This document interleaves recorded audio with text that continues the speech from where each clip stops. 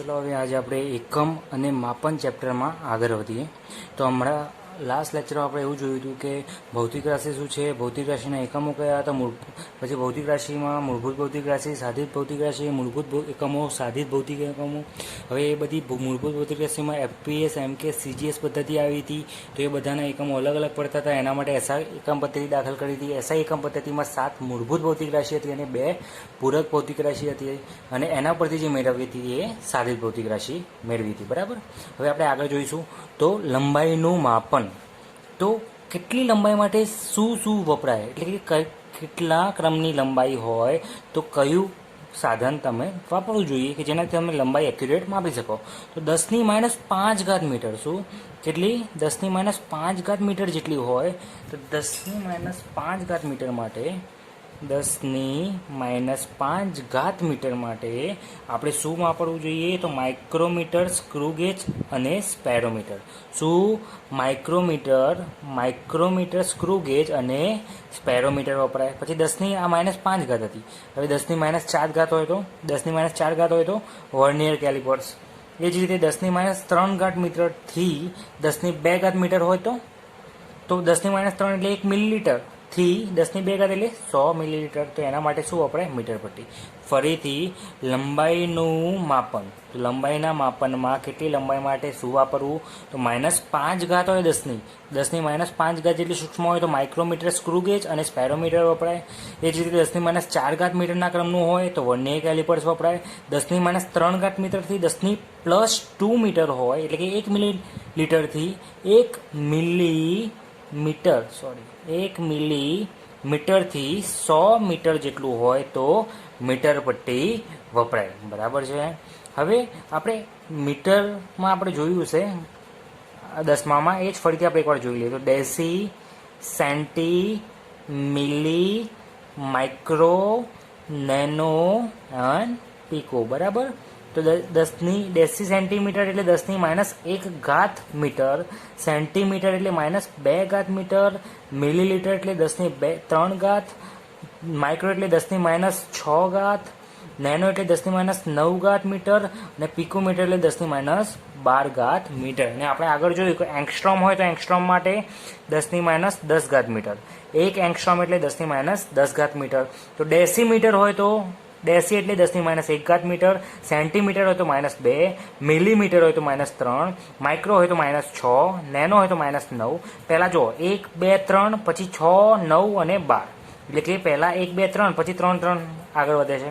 એ જ રીતે deca, hecto, kilo, mega, giga and tera. તો એ જ રીતે ડેકામીટર એટલે 10⁻1, હેક્ટા એટલે 2, કિલોમીટર એટલે 10⁻3, મેગા એટલે 10⁻6, ગીગા એટલે 10⁻9 અને ટેરા એટલે 10⁻12. તો આ નાના એકમો થયા અને આ જે હતા એ બધા મોટા એકમો થયા. તો આમાં પણ જુઓ 1, 2, 3, પછી 6, 9, 12. ફરીથી deci, centi, milli, micro, nano, pico, deca, hecto, kilo, mega, giga, tera. તો આ જે છે નાના એકમો છે ને આ છે મોટા એકમો છે. તો યાદ રાખી લેજો.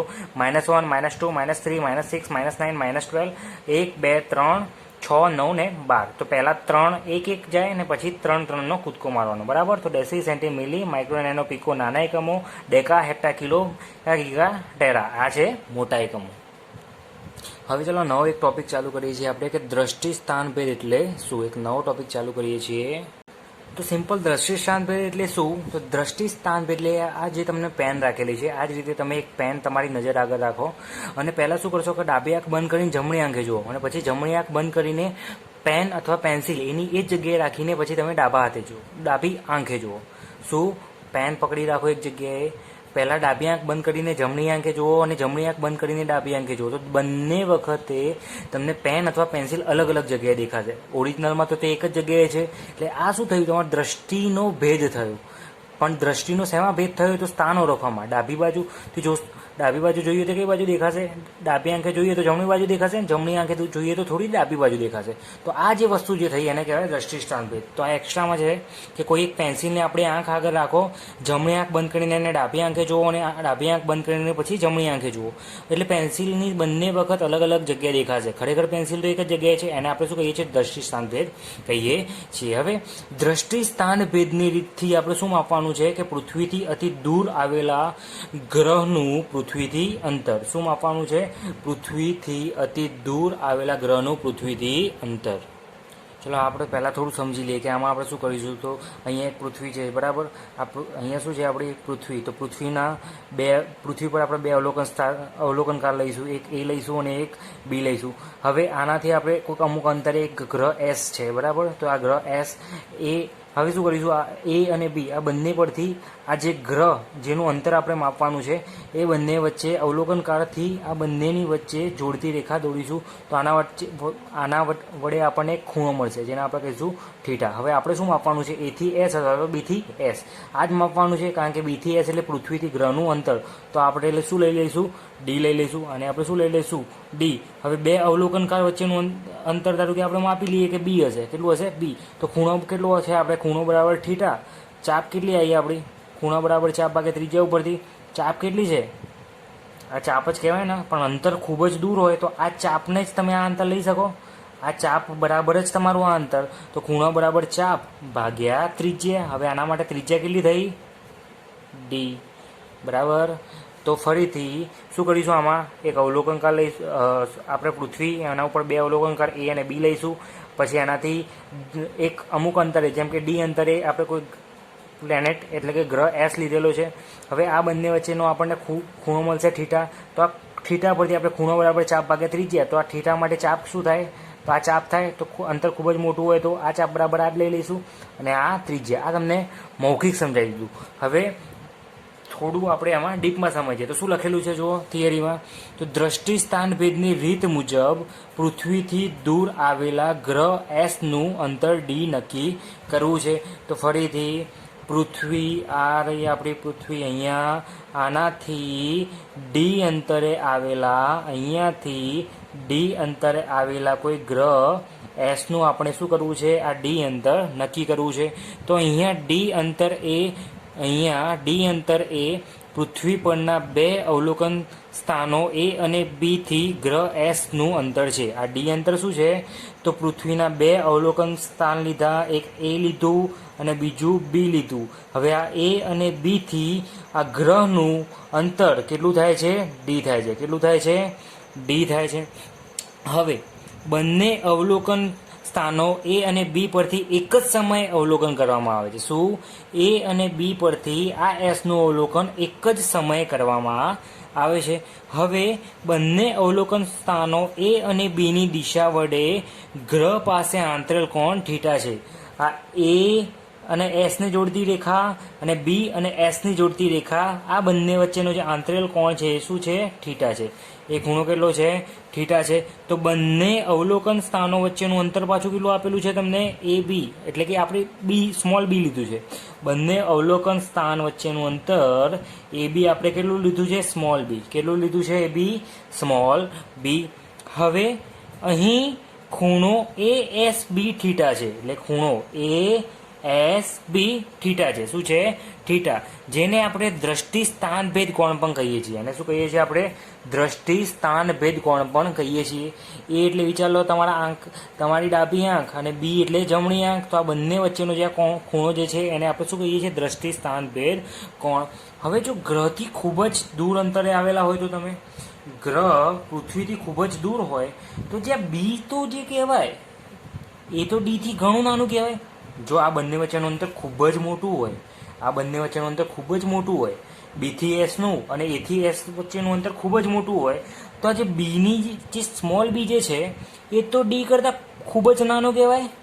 સ્મોલ બી જે છે એ ડી કરતાં ખૂબ જ નાનો કહેવાય. તો બી લેસ ધેન ડી. એટલે કે જો ડીને આપણે આ બાદ લાવી દઈએ તો બી ભાગ્યા ડી લેસ ધેન 1 થઈ જાય.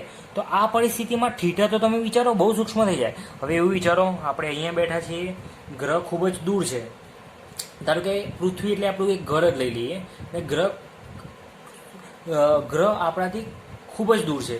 તો જો ગ્રહ ખૂબ જ દૂર હોય તો તમારા ઘરની લંબાઈ, એટલે પૃથ્વી ઘર જેવી રીતે ના હોય પણ આપણે એવું લઈ લઈએ ખૂબ જ દૂર એટલે કે પૃથ્વી આપણા ઘરના માપની છે. તો ઘરનું માપ એ અહીંયાથી ગ્રહ વચ્ચેનું જે માપ હોય એની સરખામણીમાં અવગણી શકાય. એટલે કે જો બી ખૂબ જ નાનો હોય, બી ડીની સરખામણીમાં ખૂબ જ નાનો હોય તો આ જે થીટા હોય તો એ કેવો થઈ જાય? અત્યંત સૂક્ષ્મ થઈ જાય.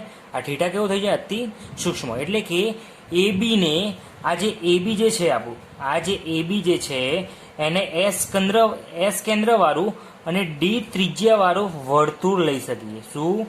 એ બીને એસ કેન્દ્રવાળું અને બી લંબાઈની ચાપવાળા વર્તુળ તરીકે લઈ શકાય. હવે આ ચાપ શું છે?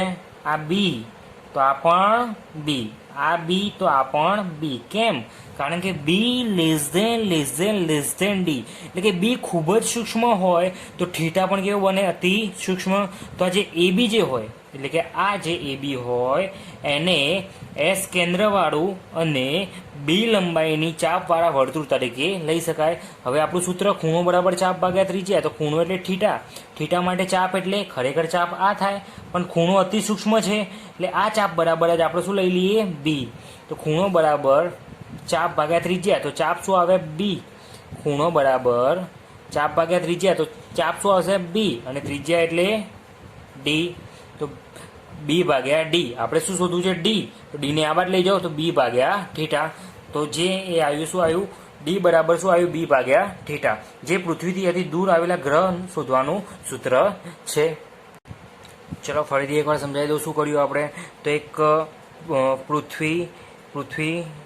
પૃથ્વીના બે અવલોકન સ્થાનો એ અને બી લીધા અને આ એ અને બીથી આપણે ગ્રહ એસ વચ્ચેનું જે અંતર પહેલાં આપણે ધારી જ લીધું છે. આ બંને વચ્ચેનું અંતર કેટલું છે? Capital D. આ બંને વચ્ચેનું અંતર કેટલું છે? Capital D. તો આપણે કેપિટલ ડી શોધવું છે. હવે આપણે શું લીધું કે આ બે અવલોકન સ્થાન છે એ અને બી, આ બંને વચ્ચેનું અંતર આપણે સ્મોલ બી લીધું. શું લીધું? આ બંને વચ્ચેનું અંતર આપણે સ્મોલ બી લીધું. હવે એ અને બી એ એસ આગળ આંતરેલ ખૂણો જેને આપણે દ્રષ્ટિ સ્થાનભેદ કોણ કહીએ છીએ એ આપણે લીધો થીટા. આ કયો? દ્રષ્ટિ સ્થાનભેદ કોણ એ શું લીધો? થીટા. હવે આપણે એવું માનીએ છીએ કે જો બી ખૂબ જ સૂક્ષ્મ હોય ને, બી લેસ ધેન ડી હોય તો આ થીટા જે હોય અતિ સૂક્ષ્મ થઈ જાય. થીટા કેવું થઈ જાય? અતિ સૂક્ષ્મ થઈ જાય. હવે થીટા અતિ સૂક્ષ્મ થઈ જાય તો જે આ એ બી જે ચાપ આ જે કહેવાય એ એ બી ચાપને તમે બી પણ લઈ શકો. ક્યારે બી લેસ ધેન ડી હોય ત્યારે. તો હવે ખૂણો બરાબર ચાપ ભાગ્યા ત્રિજ્યા, તો થીટા. તો ખૂણો એટલે થીટા, ચાપ એટલે એ બી પણ ખૂણો અતિ સૂક્ષ્મ હોવાથી આ ચાપને જ આપણે બી લઈ લઈએ. તો થીટા બરાબર બી ભાગ્યા ત્રિજ્યા એટલે ડી. હવે ત્રિજ્યા કઈ રીતે બને? જો આ એસ ઉપર પરિકર મૂકો અને આ એ બી ચાપ વાળું આપણે વર્તુળ દોરીએ એ ટાઈપની વાત છે. એસ ઉપર પરિકર મૂકીને આપણે એ બી ચાપ લઈને જે વર્તુળ બનાવી એની વાત છે. તો હવે આની આ વિચારો તમે. તો આ ચાપ થયો એ બી થયો પણ આના માટે જે ત્રિજ્યા લીધી એ તો ડી થઈ ને. તો ખૂણો બરાબર ચાપ ભાગ્યા ત્રિજ્યા. હવે આપણે તો ડી શોધવાનું છે તો ડીના સૂત્ર કરતા બનાવીએ તો ડી બરાબર, હવે આપણે ડી શોધવાનું છે, ડીના સૂત્ર કરતા બનાવીએ તો ડી અહીંયા જશે તો બી તો એમ ના એમ ને થીટા નીચે આવશે તો D is equal to B by theta. હવે અહીંયા ડી એટલે ડી શું છે? બે અવલોકનકારો વચ્ચેથી બે અવલોકનકારોનું એસથી અંતર છે. બી શું છે? તો પૃથ્વીનો વ્યાસ. બી એટલે શું કહેવાય? પૃથ્વીનો વ્યાસ. આ ચાપ એટલે શું થાય? પૃથ્વીનો વ્યાસ. અને થીટા એટલે કે દ્રષ્ટિ સ્થાનભેદ કોણ. થીટા એટલે ASB દ્રષ્ટિ સ્થાનભેદ કોણ છે. એટલે આપણે દ્રષ્ટિ સ્થાનભેદથી જ આપણે ગ્રહ કે તારાનું આપણે પરિમાણ માપવું હોય તો એ કઈ રીતે માપીએ? તો એ જ થોડું હું ફંડામેન્ટલ તમને સમજાવી દઉં કે આપણે આમાં શું કરીશું. તો આના માટે શું કરીશું? આપણે અહીંયા એક પૃથ્વી છે બરાબર. આ પૃથ્વીથી આપણે આ કોઈ ગ્રહ છે એનું પરિમાણ આપણે માપવું છે. તો આનું પરિમાણ આપણે સ્મોલ ડી છે એવું માની લઈએ. તો સ્મોલ ડી આપણે માપવું છે. તો શું કરીશું એના માટે? તો અહીંયા ગ્રહના બે અલગ અલગ સ્થાનોથી પૃથ્વી પર એક ગ્રહના બે અલગ અલગ સ્થાનોથી પૃથ્વી પર એક લાઈન આપણે લઈ લઈએ. ચલો એક લાઈન લીધી તો આ લાઈન ધારો કે આપણે માનીએ છીએ કે આ બંને વચ્ચેનું અંતર પણ કેપિટલ ડી છે. કેટલું છે? Capital D. તો અને આ જે બંને જે લાઈનો છે એને અહીંયા બનાવે ખૂણો કેટલો? આલ્ફા. આપણે શું શોધવું છે? ડી શોધવું છે. તો ફરીથી ખૂણો એટલે આલ્ફા, ખૂણો બરાબર ચાપ એટલે ડી ભાગ્યા ત્રિજ્યા. હવે આપણે તો સ્મોલ ડી શોધવું છે તો ડી બરાબર આલ્ફા ઇન્ટુ ડી. આ વાપરીશું આપણે મેથ્સ. આપણે આટલું મેથ્સ વાપરવાનું છે. તો આના માટે આપણે થિયરી આખી ભણીએ કઈ રીતે જોઈશું. ચલો આગળ. હવે દ્રષ્ટિ સ્થાનભેદની રીતે આપણે શું નક્કી કર્યું કે પૃથ્વીથી જો કોઈ ગ્રહ ડી અંતરે આવેલા હોય તો એ ડીનું માપ કઈ રીતે નક્કી કરીશું, એ આગળ D is equal to B by theta એના ઉપરથી નક્કી કર્યું. હવે એક વખત ડી નક્કી થઈ ગયો તો ડી નક્કી થઈ ગયા બાદ આ જ પદ્ધતિથી આપણે ગ્રહનું પરિમાણ એટલે સ્મોલ ડી, ગ્રહનું પરિમાણ એટલે સ્મોલ ડી, કે આ બિંદુથી આ બિંદુ વચ્ચેનો કે ગ્રહનો વ્યાસ કેટલો છે એ, અથવા એને શું કહીએ છીએ આપણે કોણીય વ્યાસ નક્કી કરી શકીએ. તો એના માટે શું કરીશું, એના માટે શું કર્યું આપણે કે જો કોઈ ગ્રહનો વ્યાસ ડી હોય તો આપણે એક ગ્રહ લઈ લીધો અહીંયા, તો એક ગ્રહ લઈ લીધો.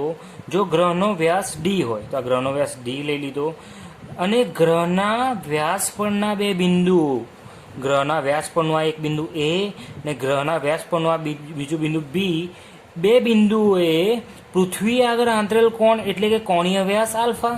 તો આ બે બિંદુઓએ અહીંયા પૃથ્વી આગળ આંતરેલ કોણ એટલે કે એના કોણીય વ્યાસ એ કેટલો લીધો છે આલ્ફા, અને અહીંયા એથી પૃથ્વી વચ્ચેનું અંતર આપણે કેપિટલ ડી લઈ લઈએ.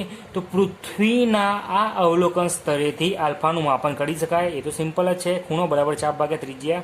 તો પૃથ્વી પરથી શું કરીશું આપણે, ટેલિસ્કોપ વડે ગ્રહના બે વ્યાસાંત બિંદુ એટલે કે ગ્રહના બે વ્યાસ પર રહેલા બિંદુઓ એ, ગ્રહના વ્યાસ પર રહેલા બે બિંદુઓ એ અને બીનું અવલોકન કરતા બે અવલોકન દિશા એટલે પૃથ્વીથી અવલોકન દિશા એ તરફ એટલે આ થઈ, અને પૃથ્વીથી બી તરફ અવલોકન દિશા એટલે આ થઈ.